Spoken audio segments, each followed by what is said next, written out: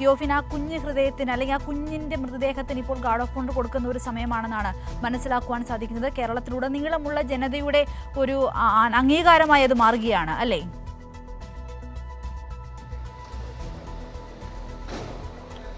സിന്ദൂരി, തീർച്ചയായും. അതായത് ഇവിടെ ഈ ഒരുപക്ഷെ ചരിത്രം സൃഷ്ടിച്ചൊരു കാര്യം കൂടിയാണ്, ഒരു അവയവദാനം കൂടിയാണ് ഇന്ന് നടന്നിരിക്കുന്നത്. അലിൻ ഷെറി എബ്രഹാം ഈ അവയവദാനം ചെയ്ത ഏറ്റവും പ്രായമുള്ള വ്യക്തി. ആ കുഞ്ഞിൻ്റെ മൃതദേഹം അതിന് മുന്നിൽ ഇപ്പോൾ ആശുപത്രിയുടേതായ ഒരു ഗാർഡ് ഓഫ് ഓണർ, ആശുപത്രിയുടെ സുരക്ഷാ ഉദ്യോഗസ്ഥരെല്ലാം ചേർന്നൊരു ഗാർഡ് ഓഫ് ഓണർ നൽകിയിരിക്കുകയാണ്. മൃതദേഹവുമായി ഇപ്പോൾ ആംബുലൻസ് കോട്ടയത്തേക്ക് പോവുകയാണ്.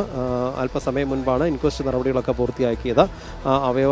അവയവങ്ങൾ മാറ്റിയ ശേഷം 7:12 ആംബുലൻസ് തിരുവനന്തപുരത്തേക്ക് പുറപ്പെട്ട അവയവങ്ങളുമായുള്ള ആംബുലൻസ് പുറപ്പെട്ടത്. അതിനുശേഷം കുഞ്ഞിൻ്റെ മൃതദേഹം ഇൻക്വസ്റ്റ് നടപടികൾ പൂർത്തിയാക്കി ബന്ധുക്കൾക്ക് വിട്ടുകൊടുക്കുന്ന ആ ആംബുലൻസ് മൃതദേഹവുമായി പോകുന്ന ആംബുലൻസിൻ്റെ ദൃശ്യങ്ങളാണ് നമ്മൾ കാണുന്നത്. ഇനി ഈ ആംബുലൻസ് കോട്ടയത്തേക്ക് പോകുന്നു. കുഞ്ഞ് കോട്ടയം മെഡിക്കൽ കോളേജിലായിരിക്കും പോസ്റ്റ്മോർട്ടം നടപടികളെന്നാണ് നമുക്കറിയാൻ കഴിയുന്നത്. പത്തനംതിട്ട സ്വദേശികളുടെ കുഞ്ഞാണ്. ഫെബ്രുവരി 5 ഈ അപകടം ഉണ്ടാകുന്നത്. ഫെബ്രുവരി 5 ഉച്ചയ്ക്ക് 2:30 MC റോഡിലെ പള്ളം ബോർമ കവല ജംഗ്ഷന് സമീപമായിരുന്നു അപകടം. ഈ കുഞ്ഞ് കാരണം ചരിത്രം സൃഷ്ടിച്ചൊരു അവയവദാനം എന്ന് നമ്മൾ നേരത്തെ പറയുമ്പോൾ തന്നെ 10 മാസം മാത്രം പ്രായമുള്ള ഒരു കുഞ്ഞാണ്. കേരളത്തിൽ ആദ്യമായാണ് ഇത്തരമൊരു സംഭവം ഉണ്ടാകുന്നത്. 10 മാസം പ്രായമുള്ള ഒരു കുഞ്ഞിൻ്റെ അവയവങ്ങൾ ദാനം ചെയ്തു. അതിന് വേണ്ട എല്ലാ ക്രമീകരണങ്ങളും, അതായത് ഏറെ വേദനിപ്പിക്കുന്ന ഈ പത്തനംതിട്ടയിലുള്ള ദമ്പതികളുടെ ഏക മകളാണ് ആ കുഞ്ഞ്. 10 മാസം മാത്രമാണ് പ്രായം. ഈ കുഞ്ഞിന് നഷ്ടപ്പെട്ട വേദനയിലും ഇവർ കുഞ്ഞിൻ്റെ അവയവങ്ങൾ ദാനം ചെയ്യാൻ, 4 പേരിലൂടെ കുഞ്ഞ് ജീവിക്കുമെന്നതുകൊണ്ട് തന്നെ അവയവം ദാനം ചെയ്യാൻ ഒരു തീരുമാനമെടുക്കുകയായിരുന്നു. ഇത്രയും വേദനയിലും അതിനൊരു തീരുമാനമെടുത്ത മാതാപിതാക്കളെ ആരോഗ്യമന്ത്രി അഭിനന്ദിക്കുകയും ചെയ്തിരുന്നു. കേരളം തന്നെ ഒരു പക്ഷേ അത് അവരെ വന്ദിക്കേണ്ട ഒരു തീരുമാനമാണ് മാതാപിതാക്കൾ എടുത്തത്. ഞാൻ നേരത്തെ സൂചിപ്പിച്ചതുപോലെ തന്നെ ഈ ഫെബ്രുവരി 5 ഉച്ചയ്ക്ക് 2:30 MC റോഡിൽ വെച്ചുണ്ടായ അപകടം. ആ അപകടത്തിന് ഈ കുഞ്ഞിൻ്റെ മാതാവ് അലിൻ ഷെറിൻ്റെ മാതാവ്, ഒപ്പം ഈ മാതാവിൻ്റെ രക്ഷിതാക്കൾ, ഇത്രയും പേരാണ്. ഇവർ കാറിൽ സഞ്ചരിക്കുകയായിരുന്നു. കാറിൽ പോകുന്ന സമയത്ത് എതിരെ വന്ന വാഹനം ഇടിച്ചായിരുന്നു അപകടമുണ്ടായത്. കുഞ്ഞിന് ഗുരുതരമായി പരിക്കേൽക്കുകയും ചെയ്തു.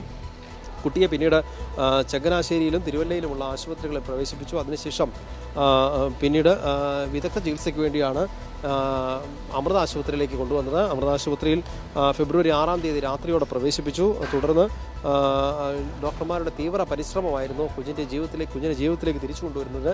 ആ പരിശ്രമങ്ങളെല്ലാം വിപുലമാക്കിക്കൊണ്ട് കുഞ്ഞിന് മസ്തിഷ്ക മരണം സംഭവിച്ചു എന്നത് കഴിഞ്ഞ ദിവസം സ്ഥിരീകരിച്ചു. അതിനുശേഷമാണ് മസ്തിഷ്ക മരണമാണ് എന്ന് ഉറപ്പായതോടുകൂടിയാണ് ഡോക്ടർമാർ കുഞ്ഞിൻ്റെ മാതാപിതാക്കളോട് വിവരം അറിയിച്ചത്. അവയവദാനത്തിനുള്ള ഒരു സാധ്യതയെക്കുറിച്ച് സംസാരിക്കുന്നു. അങ്ങനെ ഏറെ വേദനയിലും ഹൃദയം നുറുങ്ങുന്ന ഒരു വേദനയിലും ആ പിതാവ് സമ്മതം നൽകുകയായിരുന്നു അവയവദാനത്തിന്. അങ്ങനെ വളരെ പെട്ടെന്ന് തന്നെ ആശുപത്രി അധികൃതർ സർക്കാർ സംവിധാനമായ ആരോഗ്യവകുപ്പ് വഴി, സർക്കാർ സംവിധാനമായ കേസോട്ടോ വഴി ബന്ധപ്പെട്ട് കേസോട്ടോ വഴിയാണ് അവയവദാനത്തിന് വേണ്ട ക്രമീകരണങ്ങളൊക്കെ ഏർപ്പെടുത്തിയത്. അതിന് വേണ്ടപ്പെട്ട പ്രക്രിയകളൊക്കെ ഏകോപിപ്പിച്ചു.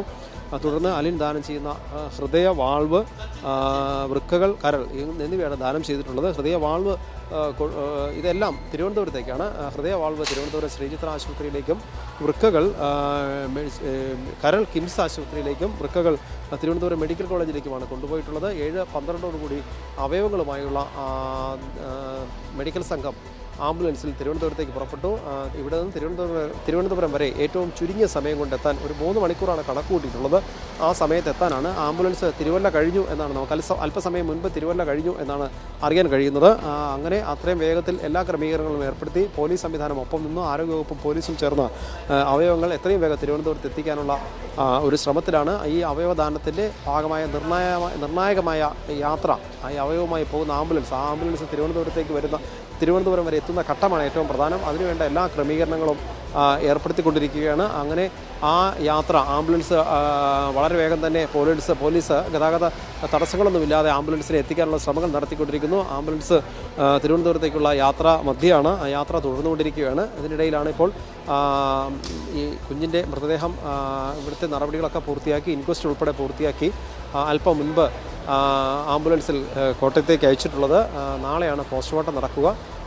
ഒരു ചരിത്രം സൃഷ്ടിച്ച ഒരു അവയവദാനം എന്ന് തന്നെ നമുക്ക് പറയാം. കാരണം കേരളത്തിൽ അവയവദാനം നടത്തുന്ന ഏറ്റവും പ്രായം കുറഞ്ഞ വ്യക്തിയായി ഇപ്പോൾ ഈ അലിൻ ഷെറിൻ എബ്രഹാം മാറുകയാണ്.